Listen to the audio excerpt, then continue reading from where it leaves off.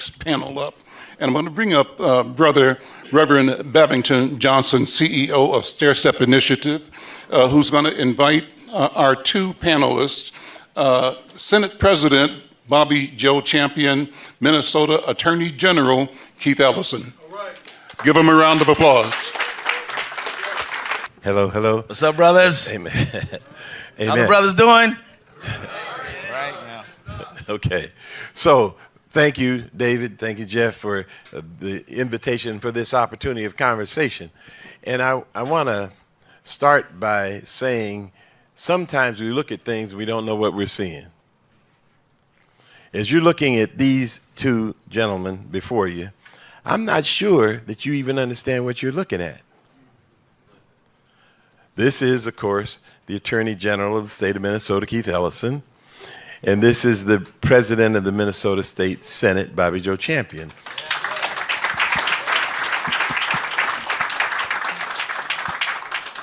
Both of them are our neighbors. Both of them live in the north side of Minneapolis. One was born here. But here's what I want you to understand as you look at them. Two things.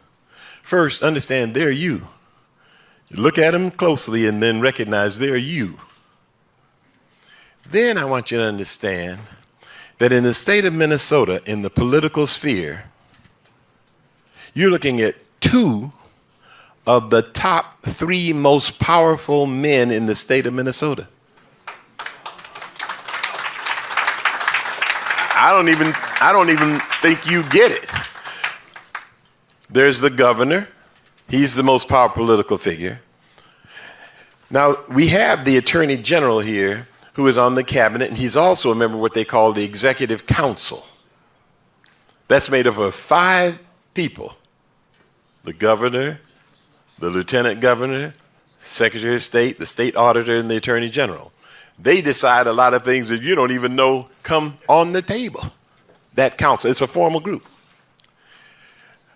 But if the governor and the lieutenant governor, for some reason, ended up both being sick or something bad happened, do you know who would be the governor of the state of Minnesota? Nope. Bobby Joe Champion. As the president of the Minnesota State Senate, he is third in line to be governor of the state if anything happened. You're looking at 2 of the 3 most powerful men in the state of Minnesota. They're black and they live on the north side. And they are you. So we really wanted this discussion to be about what we call the journey, because they are you. And all of us, let me just check in. Were both of you infants at some point?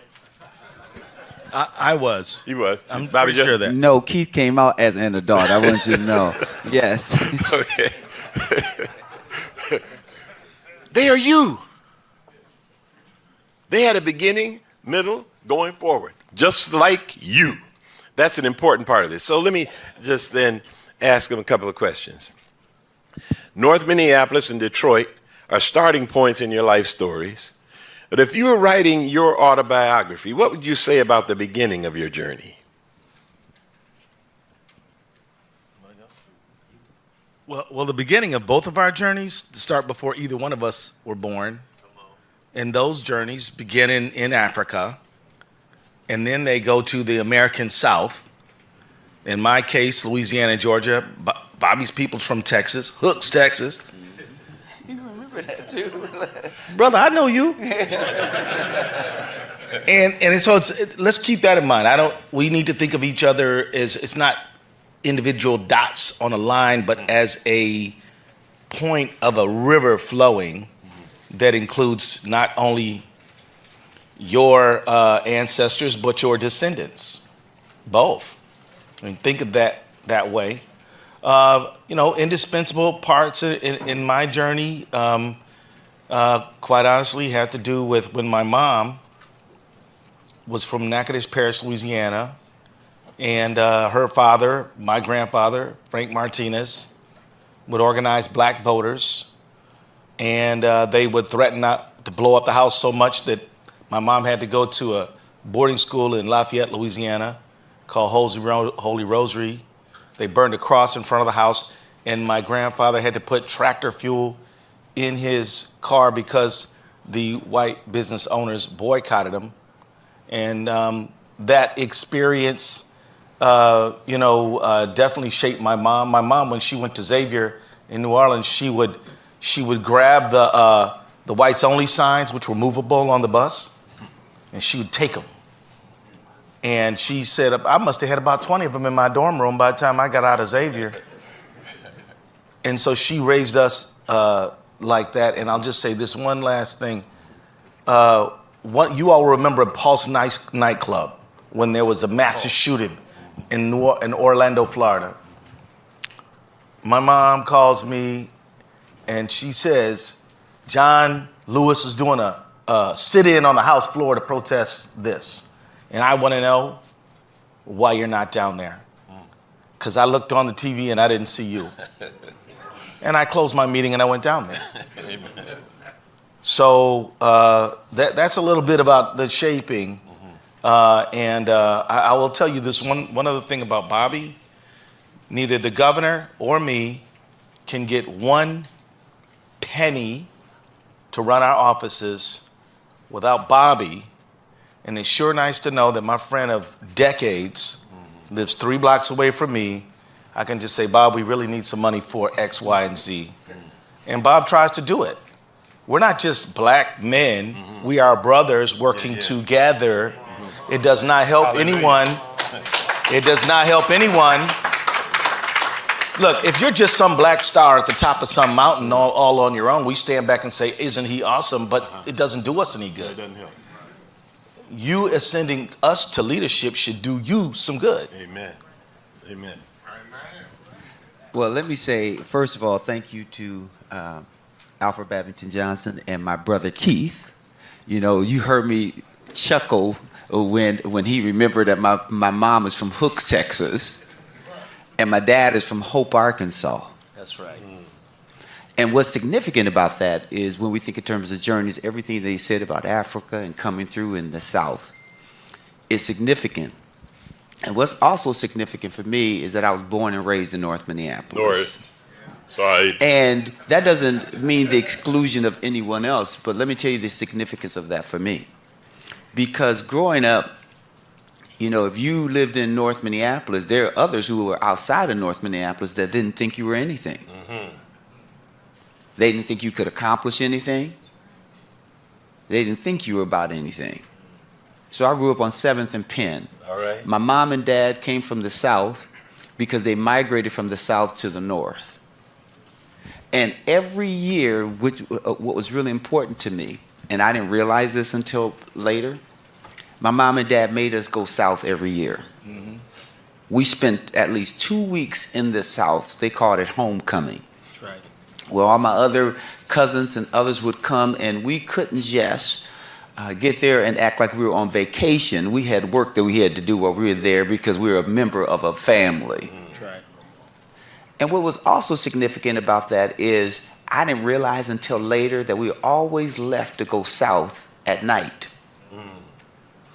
We never left during the day. And it didn't really, and my parents would only say to us things like this because my mom and dad and never went to college. But every year when we would go south, my dad always had this saying, and we would stand in back of him and repeat it so he couldn't see us. So imagine someone standing in front of you and you would repeat exactly what they're going to say while they were saying it and laughing. But my dad would say, here's the journey I had to take in order to try to get to the schoolhouse. And that the other kids on the bus would throw stuff at us, but here's the journey we had to take in order to get to the schoolhouse. And the significance of that was my dad would always tell us, now you from the North, don't go down to the South acting like you've Mr. Slickster. Yeah.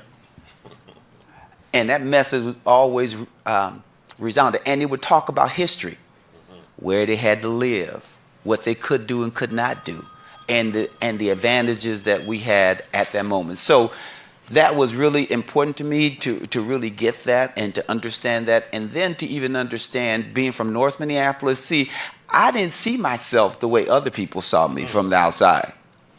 Because if you talk to a North Sider right now today, they think they're the best thing since sliced bread. They always say North Side. North side. Because we were always taught that we were from greatness. And even if other people couldn't see it, it was important for you to know it. Amen. And so no matter what you said you could not do, they always told you that you could, because even Mahmoud El-Kati was over teaching us history, and we had things to reflect upon. And that was significant for me. That's right. Being the first person to ever even go to college, because my family didn't go to college. And for me to be on that college campus and to realize that I could not go back home and not have this degree. And even knowing I had to take 3 buses to school and 3 buses back home because I didn't have enough money to stay on campus. But guess what my parents expected of me and what other people in my community expected of me? We expect you to go do your very best over there. That's right. That's right. And that was clear. And that was important for me, right? Is because every step along the way, the very people who were ostracized and said couldn't be nothing ended up doing great things. Amen. And I just want you to know that that's a part of that history. And then I met this guy when he was in law school and I was in law school. And so it's things and that connection so I could understand more about Detroit, right? Because some of us, believe it or not, others had the benefit of going north. But there are a lot of people who didn't even leave North Minneapolis because they didn't even know that there was a St. Paul. Amen. Some people in North Minneapolis back in the day didn't even know that there was a 44th or even a Lowry because you were confined to a certain area. Amen. And so that's just a part of that journey. Sorry Amen. about that. So now these gentlemen look pretty cleaned up right now, but I just want you to know that President of the Senate, Bobby Joe Champion, used to be the sporter of an extraordinary Jerry curl. And Extraordinary. It was a Billy D. Williams Jerry curl on top of that. Be really clear if you're going to talk about it, right? I had it slick and all the way back. And then I love it when somebody say, you kind of look like Michael Jackson. I'd be like, where, what you saying? Right. and it was the drum major, essentially, of the, what's the name of the drum corps? Children of Light and the Leo Johnson And the Drum Leo Corps. Johnson Let's be Drum clear. Corps, you know, strolling through the streets. And before he went to law school and before he was a representative, and while he was in law school, I even believe, Attorney General Ellison used to wear a bandana wrapped around his head as he Only for protests. as he led protests through the city. So, I mean, these gentlemen have been on a journey to their purpose. And as you reflect on your life, what's your earliest or most significant memory of being connected to something bigger than yourself? You know, I told you a little bit about the people who raised me and things like that, but I just remember one time with my uncle selling newspapers in Detroit, downtown, and there was different newspapers. The Detroit News, there was Detroit Free Press, there was the Michigan Chronicle, there were different newspapers. And we were standing there selling newspapers, and you know, I'm like 9 or 10, I don't really know. People usually point to the paper, I'd hand it to him, take the money, give it to my uncle. And so one time a man said, give me a paper, and I grabbed the paper and I handed it to him, and he looked at it and said, I don't want this damn black paper. And I was like, looks like black and white to me. What? And it was the Michigan Chronicle. It was an African-American paper. It was basically the equivalent of Insight News. Al McFarlane's right here. And that was the first time in my life that it ever registered to me that for some people, being associated with blackness was not good. My parents sheltered me. Not that they didn't, I mean, look, I had to do chores like every other kid. But in terms of that nasty racism up in your face, we had black pictures of people around the house. We had people who spoke well of us, and we had people who we admired. So walking into that larger world, all these people in downtown Detroit walking back and forth fast, most of them white, most of them in suits. And I got the impression that I was in a place where important people were. And this important person made that comment, and my uncle had to debrief with me for about a good hour and a half. Another pivotal experience, if I may share it, my grandfather, who really could not read and write in the English language, and I didn't know that, because I was certain he's the smartest person in the world. He was a factory worker, came up from Sardis, Georgia, and was working at Ford Motor Company, and he actually bought a couple of duplexes, and he would have me and my brother cut the grass on them. And he used to always walk around with his glasses like this. And he said, hey, make out a receipt for them, and them. And I would make out these receipts all summer long. And one day I go home, and I'm rummaging through the kitchen looking for something to eat. And my mom says, how you doing, honey? I'm like, what are you looking for? And, oh, I'm looking for something to eat. I said, how come Grandpa always has us write out the receipts? I asked him why he asked us that. And he said, I can't find my glasses, boy, just write out the receipt. And so I just wrote out the receipt. But my mom goes, and my mother's a very sweet, kind woman. She goes, don't you dare embarrass your grandfather. Like, embarrass Grandpa? What are you talking about? So he didn't get to go to school like you did. They didn't let black people go to school. They made him be in the field. And so you be grateful that you got to go. And I was shocked that perhaps my grandfather didn't have a command of the written word. And it taught me a lesson that is never forgotten. Even when I was a public defender, Bob, I would always say to some of my older clients, would you like me to read this for you? Because I never wanted to put them in a position where they, you know what I mean? And if they say, no, I got it, then fine. But some of them would say, yeah, go ahead. And I didn't judge them, but I just knew that this country had taken something and denied something as basic as literacy to not our great-great-great-great-great-grandparents, but to our grandparents. The people sitting in this very room, I bet you half of y'all grandparents never got a chance to go past the second or third grade. Think about that. Again, Mr. President, as you reflect on your life, what's your earliest, most significant memory or sense of connection to something bigger than yourself?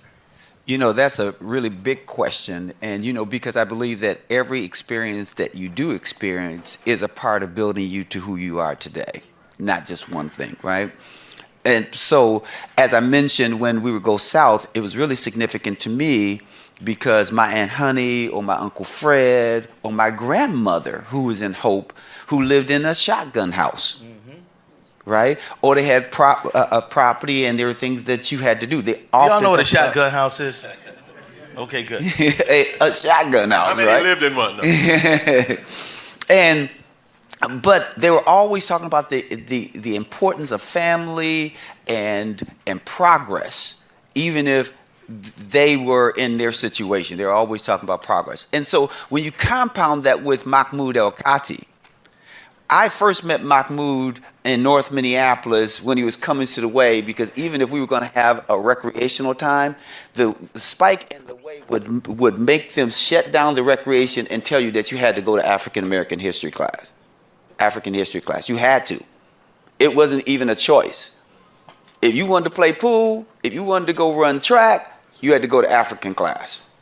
And Mahmoud, who was a professor, came from there to North Minneapolis in order to talk about it. So what was significant about that is because then I began to understand our history and how we were part of that history. And they would always say to us that it was important for you, it's important for you to make a contribution to our upward progress.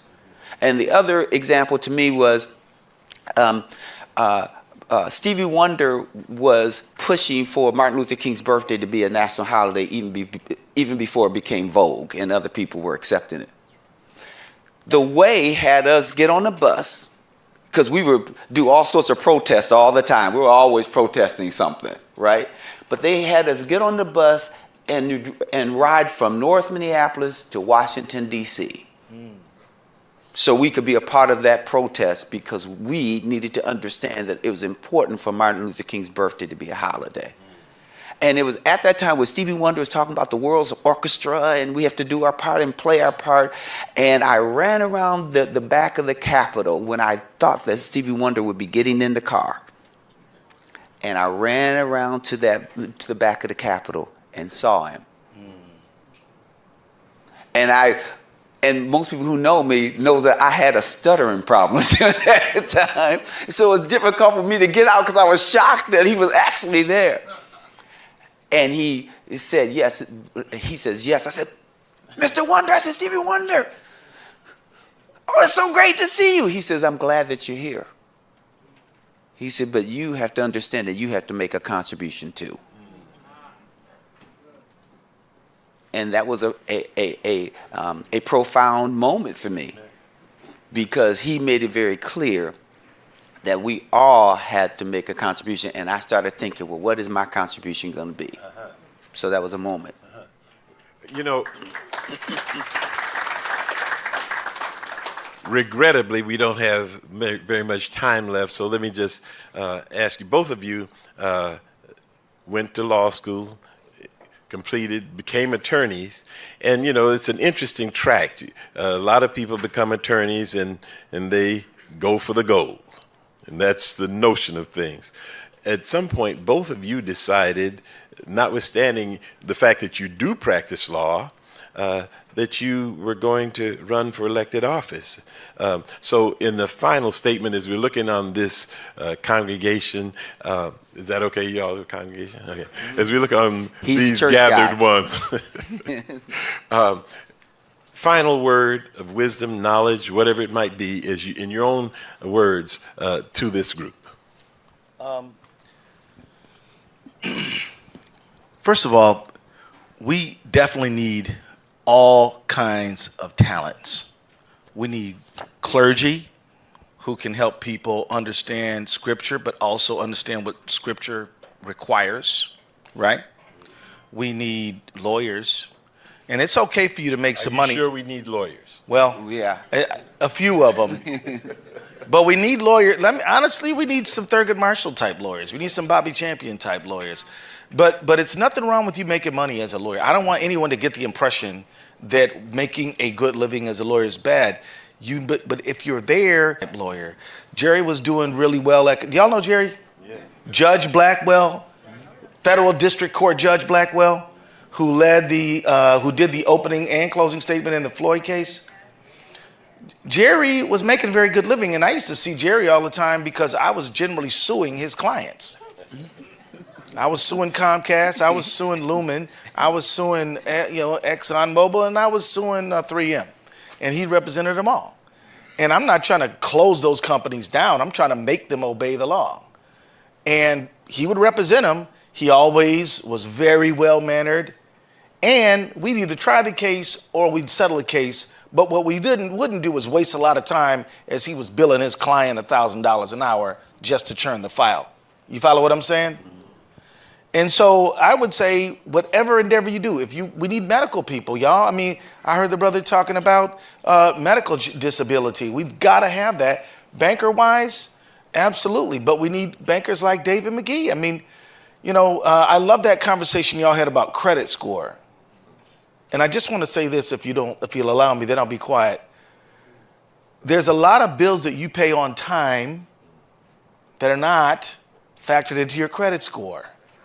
If a credit score is a measure of your reliability to pay your bills on time, well, you pay the cell phone on time, you pay your utility bills on time.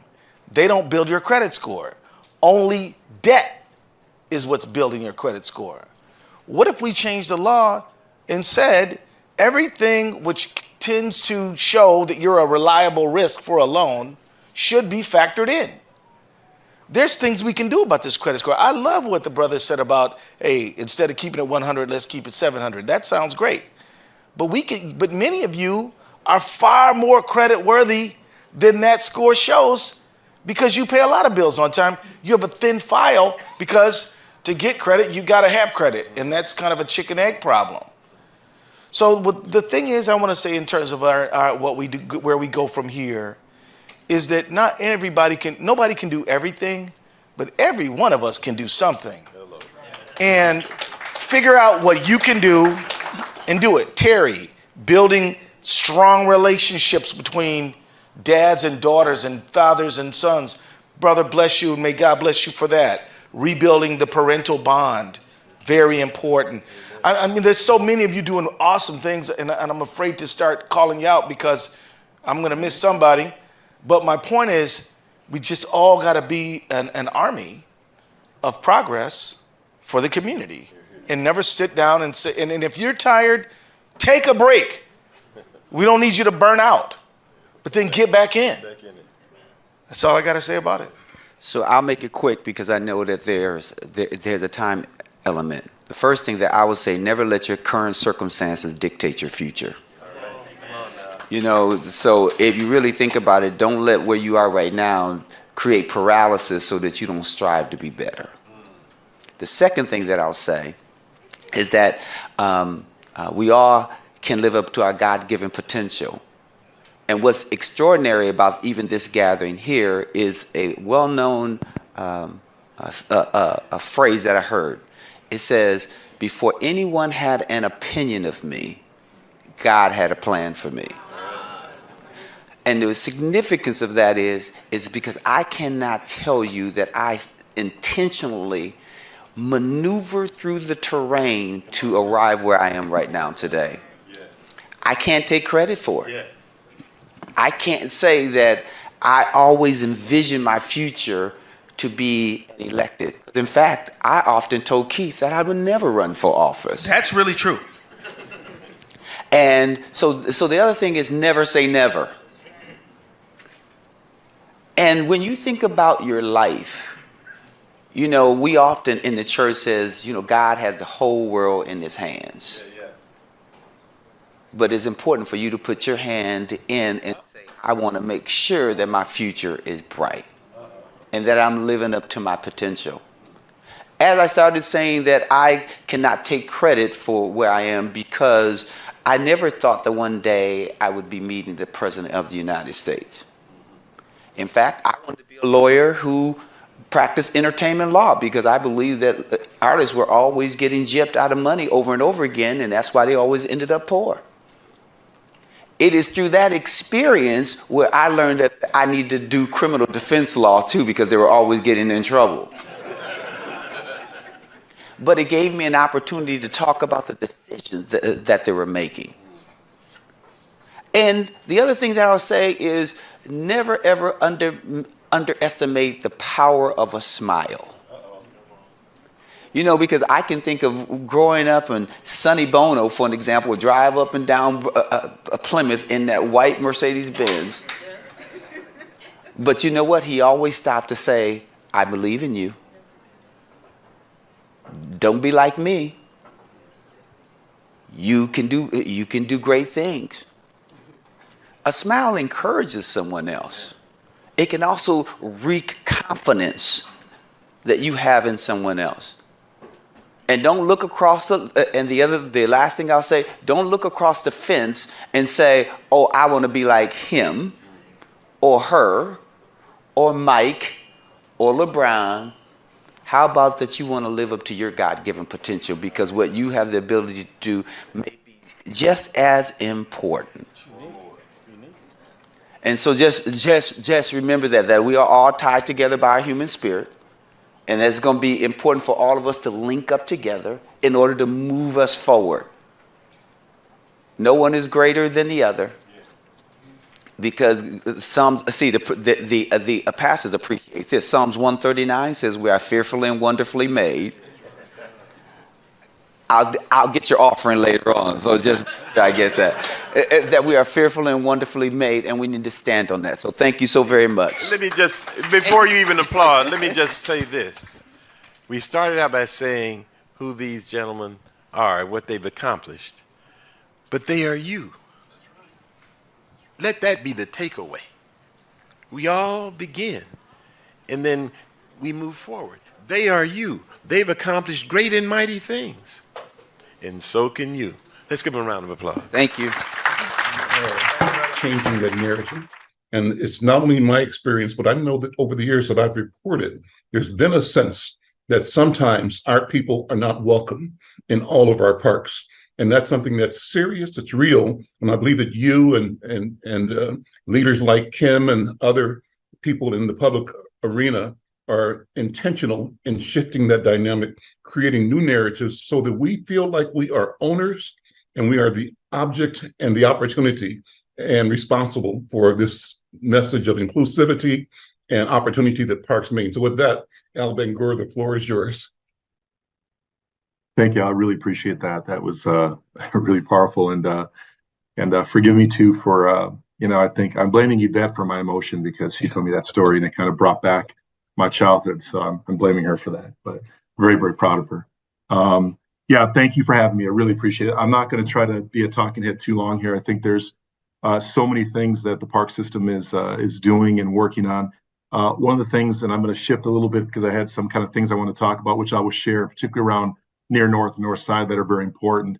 But Al, thank you for the introduction. And this is the park system. It is an incredible jewel and asset to the city of Minneapolis, and I think and to our residents. And I truly believe this, that this park system is the heartbeat, is the fabric of the community. Not only do we have 7,000 acres, we have 47 rec centers, and I can go into all the amenities that we have within our park system. It's such an unusual thing.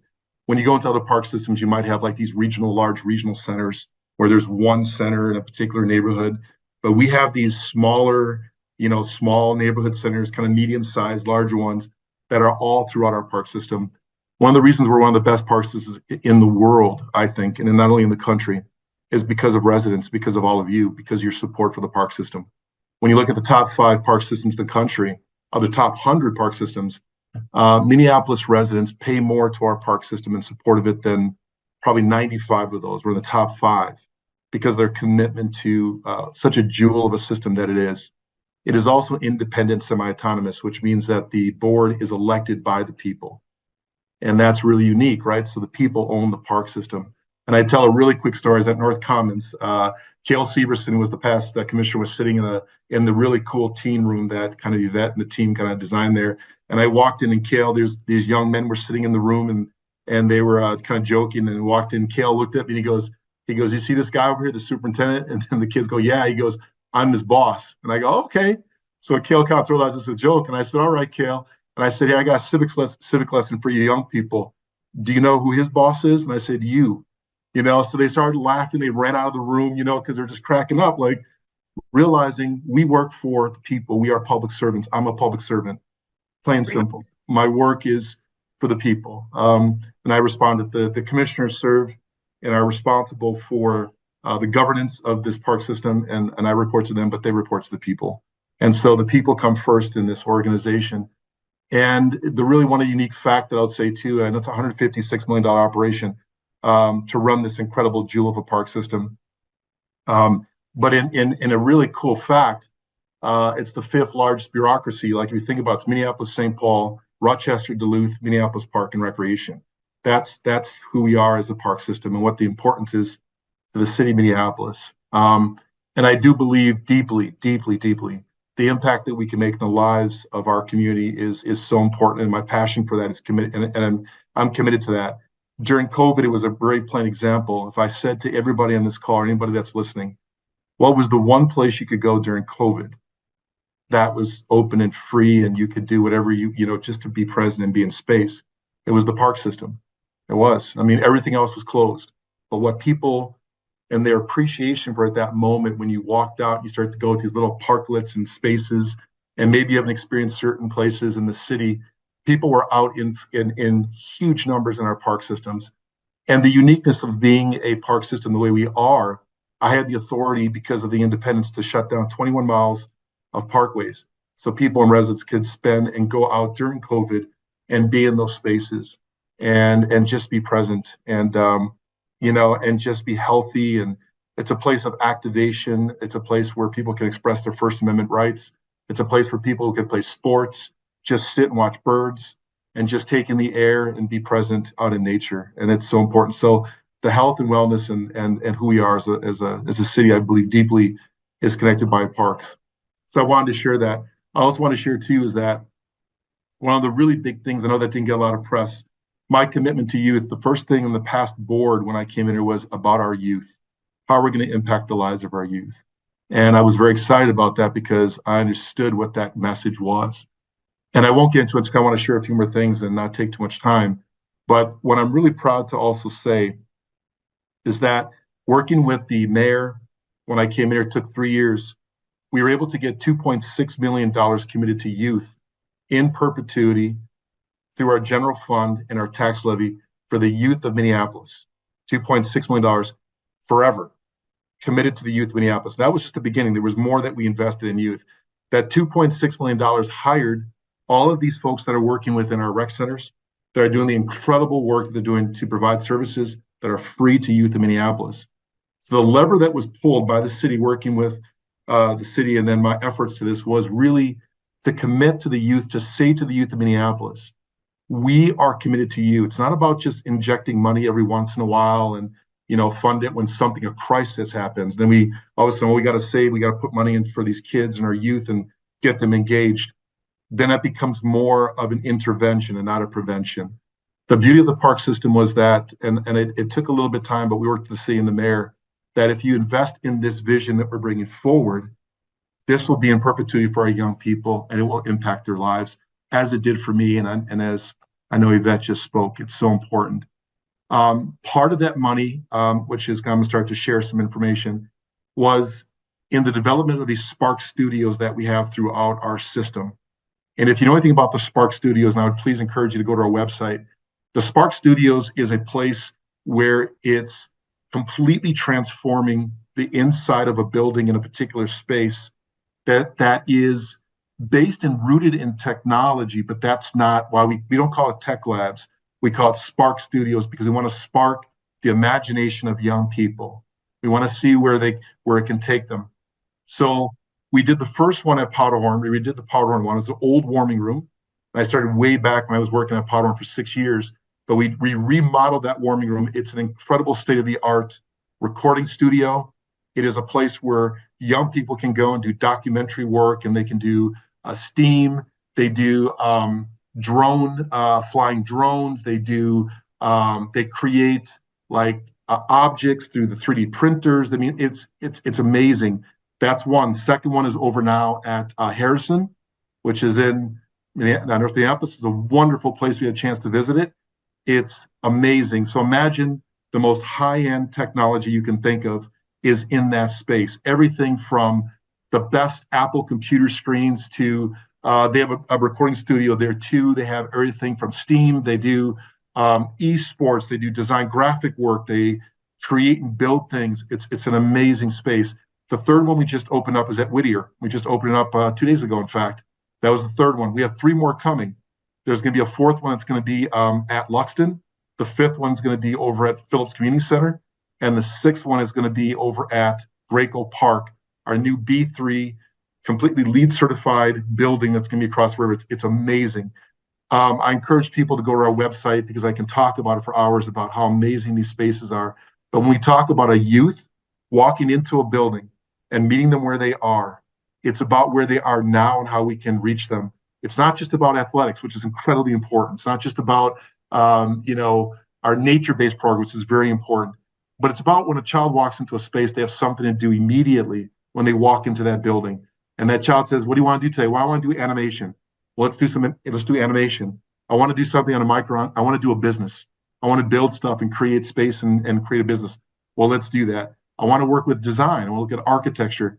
We can do that. So those spaces are what I'm bringing and what we're bringing in recreation is rethinking recreation and reimagining it to meet youth where they are today. To compete for their time, right? And so young people, when I say to them, what do you want and what inspires you? Of course it's athletics. We do an amazing job in athletics. But there's a lot of youth that go, I want to learn how to do music. I want to learn how to do work and do TikTok. I want to play esports. Esports is a $1 billion industry. There's kids getting scholarships at school for that. So there's so much stuff that we're trying to do, and that's just one example. The one other one I would give also is our Teen Teamworks program. We're the largest employer of youth in Minneapolis. And if you look at the people that are these youth that are in the Teen Teamworks program, they look like me. You know, they're an incredibly diverse group of young people across the spectrum. And we moved them out of the recreation space. And I said, you know what, we got to really think about the future of these young people. So we took them from underneath the wing of the recreation. We put them into environmental stewardship. The reason we did that is we wanted to create an understanding around environmental opportunities and environmental jobs and green jobs for our young people. And who better do that than the park board? So we talk about water mitigation, we talk about ecology, arborists, right? Air quality, we talk about EV, electric grid systems, we talk about all these things. These young people now are out in our parks and they're getting the experience around what we call green jobs. And we're stair-stepping them at the age of 14 to give them these sort of like, almost like certifications, like pass-throughs. It's the same thing we do at Spark Studios, right? We educate them, teach them about animation. We keep working with them until they become experts, and then we move them on to internships or jobs. Same thing within the environmental stewardship area. A lot of these young people then go on to college, and they go into college around environmental or climate resiliency type jobs. And that's the future, right? And so we're doing this for our young people. We just got a grant, and I'm thankful for Senator Fatah and Representative Hassan in supporting us $750,000 for the next 2 years to be spent out to 2027. That's going to have more youth that we now can employ. We're working really strongly in the Cedar Riverside area with our Somali community. But now we're going to be giving more youth opportunities, hiring more youth, giving them better pay, more youth working for us, and more hours. So I will say to you that we just imagine these young people working within the system, putting not only money in their pocket, but also teaching them to grow in this kind of youth environment around environmental work. So I wanted to share that real quickly with you and say, you know, we're working really hard, and there's many other things in the park system. So, and then real quickly, I'm not sure what time I have, but I want to also share with you things that are happening in the near north, the north area. So one of the really big ones, of course, North Commons, right?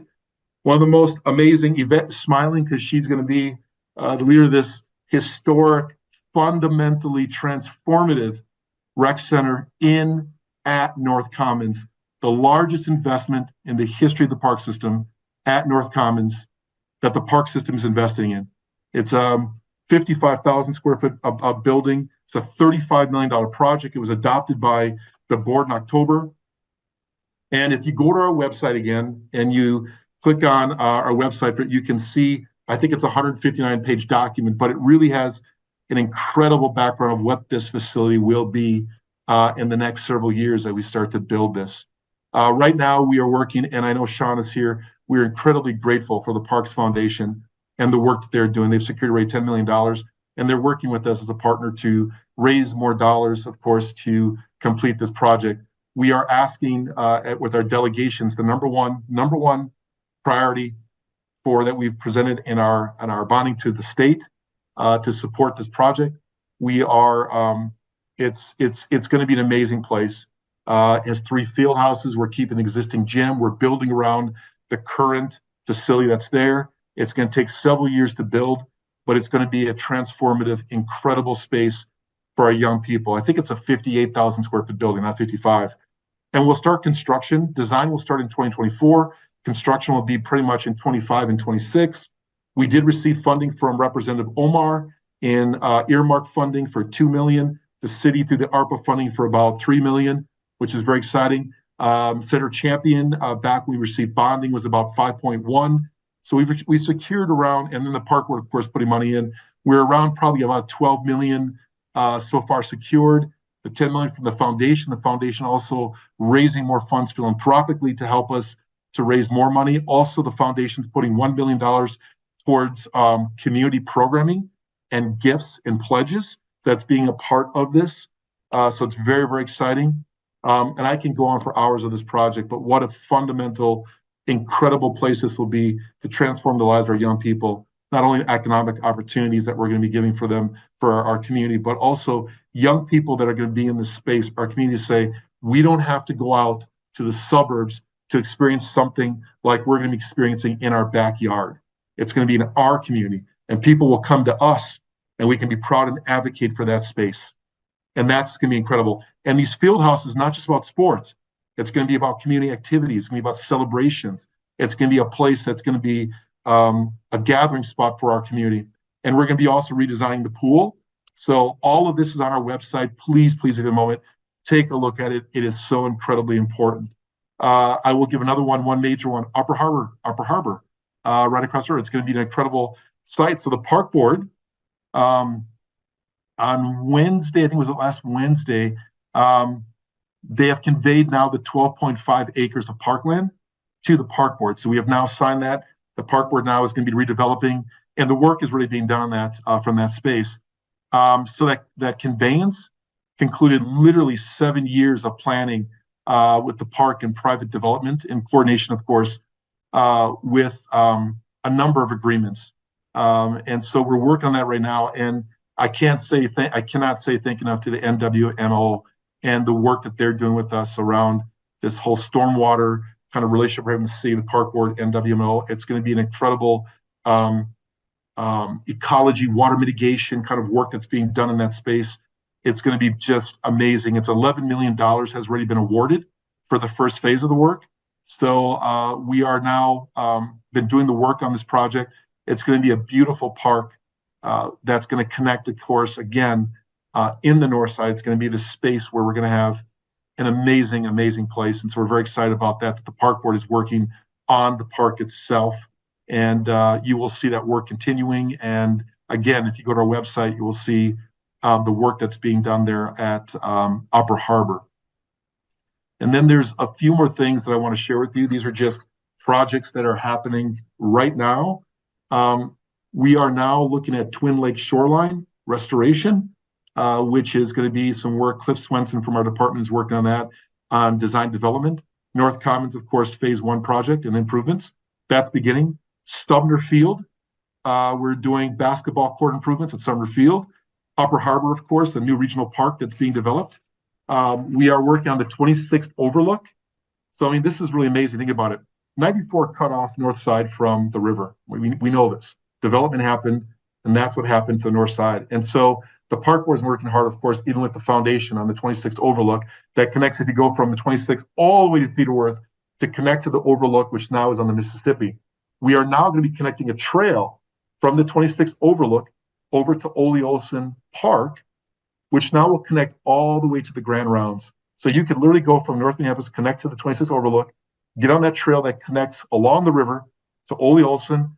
You'll go past park board headquarters, all the way to Waterworks, and you can go all the way to Minnehaha Falls. I mean, you're connecting out to the Ground Rounds, which is an amazing thing the park board is doing, working with our partners. So very, very exciting project that's happening. And that's called the Ellison, the Overlook and Ellison Park Trail Connection. That's also on the website. Take a look at that. Willard Park improvements. We're looking at right now pre-planning for Willard Park. Jordan Park improvements is continuing at this point, and that's construction to be completed in 2024, and the pool opening in 2024 at Jordan Park. Really exciting. Victory Park improvements, and that's that splash pad. They just had a conversation about it yesterday. That's we're working towards that, and that work, construction slated for the spring of 2024. Theodore Wirth Regional Park wayfinding is being done right now. That's in design and development. Bethune Park Phase 1 improvements. So that is happening. That's field improvements at Bethune. Farwell Park playground improvements is also continuing at this point. That'll be completed. I think it's being completed this year. It should be. Hall Park, which is in construction. Construction is going to be completed this year, so it should be done at this point. I think we're in the improvements for the playgrounds and also the bike skills area. And the last one I will also say is surface and trail planning implementation across the north side. So that's also being done at this moment. So I've rattled off a lot of stuff. My apologies for just rolling on this stuff. There's so much to share. And I wanted to share as much as I could within a short amount of time for you all to say that we are committed as a park system in our investments. And, you know, we have a lot of work that we have to do, our commitment to our communities, to our youth. We're very, very excited about that. And I'm always available for a conversation. Send me emails, any questions. We can get anything you need back to you on a lot of this work. But if you do go to our website, you will find all this information in there, and it's a really good read, and it's amazing work that's being done. So thank you for your time. I'm sorry I kind of wrapped through as much as I could, but I appreciate your time letting me do that. So thank you. Thank you. What a great presentation. We have time for some questions, I think. And you can either raise a hand. I think Adam, is your hand up? Or is that an applause? I'm applauding the efforts. Yes, really, Okay, really right. exciting stuff. Thank you. So thank you. Thank you. I have a question now. Go ahead, Yes, sir. Sean. You You're know, nice to meet Sean. yeah. Oh, without question. You know, I think one of the things that we have a challenge with as the park system, the city of Minneapolis was really designed around the park system with forefathers who were involved in doing that. Yeah. And you know, we've got a situation where we're approximately about every person lives in Minneapolis about a 10-minute walk away from a green space. Yes. And we have over is it 180 or 185 parks in our system. I think one of the challenges we face is that we're in such close proximity to green spaces, to parks, that we may even overlook them. Yeah. And you don't get a chance to really leverage the value and the experience of a park and how it can help you develop as a person, help you with your physical health and mental health, unless you engage with that green space, either yourself or your children or your friends with you. Yeah. And it's almost like, for some people, it's about how do you help people rediscover the parks? Yeah. You know? Yeah. And maybe you could talk a little bit about that, because I think we take it for granted to a degree. Yeah, a lot of it, and that's a great question, Sean. I think about this all the time. So we do a lot of different things. We have these smaller parks sometimes in our park system, and Yvette can testify to this. And what we try to do is we try to activate those spaces, and we do them through pop-up parks. We do them through different activities that we can connect. And pop-up parks is, if you can imagine, a vehicle with a trailer behind it and drives to a particular space, and they do activation in that space that maybe people are not necessarily connected to or aware of. I think one of the things that I'm trying to do, and we're trying to do as a park system, is really spend more time, like in these kind of conversations, and talk to people about this wonderful park system and the opportunities and spaces that are available to you. I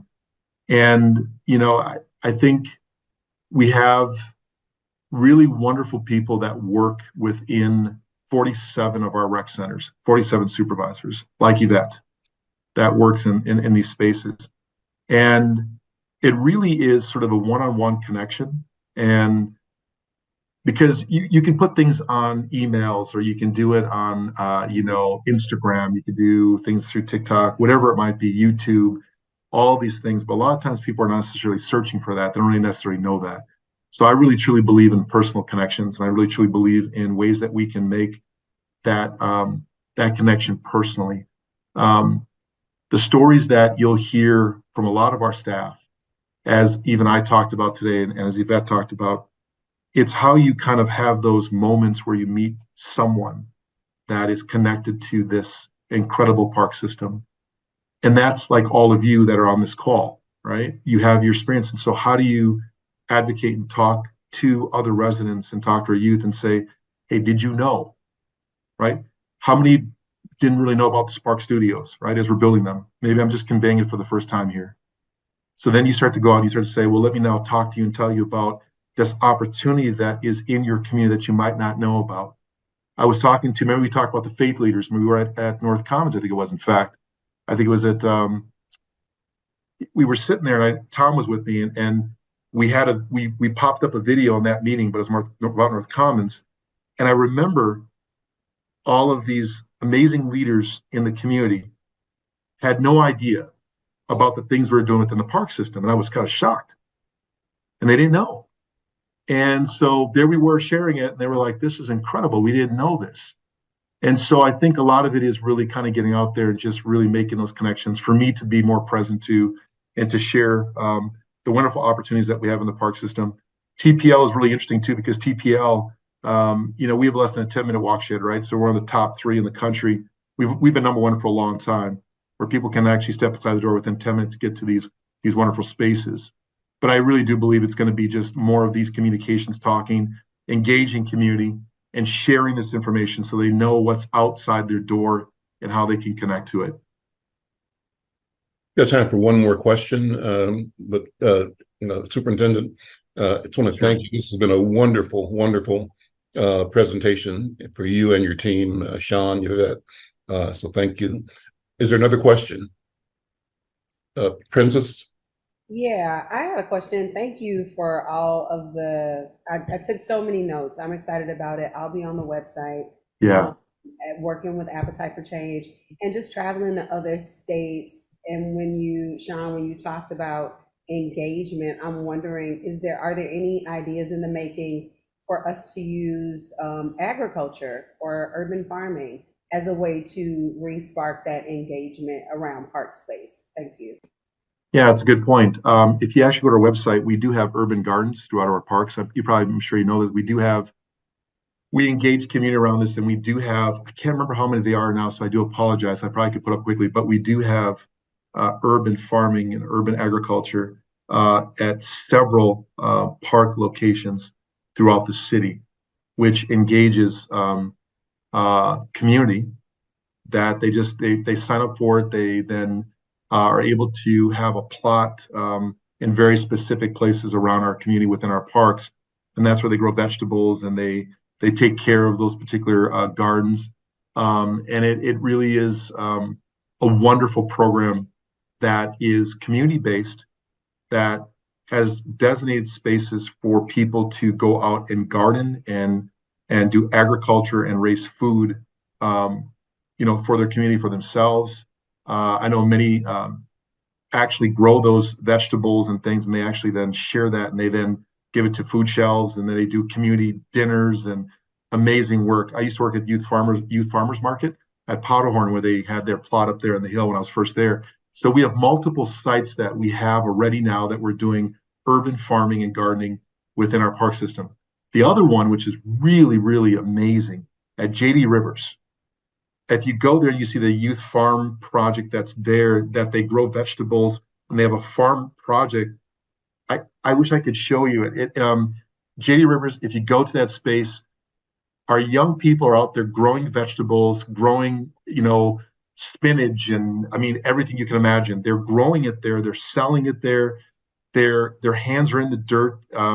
There's a whole new concept design for that particular space, which will become almost like an education center around agriculture and farming and growing vegetables. And I could spend some time. I promise you, I will send you the information on that. It is an incredible. We need advocates to talk about what this space is going to be. But yes, we do have spaces and places for that, and we are engaging community in agriculture and growing. And the JD Rivers location through our environmental stewardship team is doing incredible work around that particular space where these young people are farming, and it's beautiful. And so, anyways, yes, that'll. And I want to share more with you. I'm just kind of tip the iceberg a bit, but yeah, thank you for that question, and we are really engaged in that. So, all right, thank you.